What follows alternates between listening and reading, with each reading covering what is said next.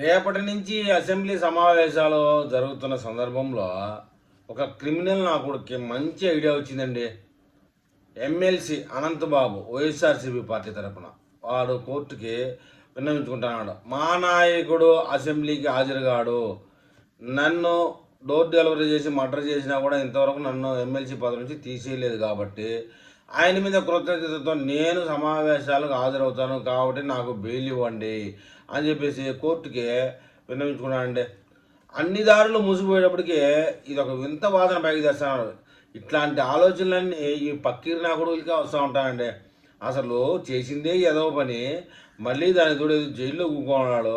ఏదోలే మనం జైల్లో సైలెంట్గా ఉంటే ఎవరికి తెలియకుండా ఉంటుందిలే అంటే లే, 2 రోజులకి 3 రోజులకి ఒకసారి ఇది ఒకటి సోషల్ మీడియాలో నాంతా ఉంటాడు. మొత్తానికి ఇతను మర్డర్ కేసులో అయిన ఎమ్మెల్సీ పదవికి రాజీనామా చేయించలేదు జగన్మోహన్ రెడ్డి. వాళ్ళ పార్టీ వాళ్ళు ఎంత వెధవులు అయినా కూడా వెనకేసుకొస్తాడు. ఎందుకంటే ఈయన పెద్ద క్రిమినల్. అయితే మొత్తానికి ఏదేమైనా ఈడు ఈ కాజు దొరికింది. మా నాయకుడు అసెంబ్లీకి ఎలాగో హాజరుగాడు కాబట్టి నాకు బెయిల్ ఇస్తే నేను హాజరవుతాను, ప్రజల తరపున పోరాడతాను అని చెప్పేసి ఇది చూసినటువంటి నెటిజన్లు నవ్వుకుంటారు.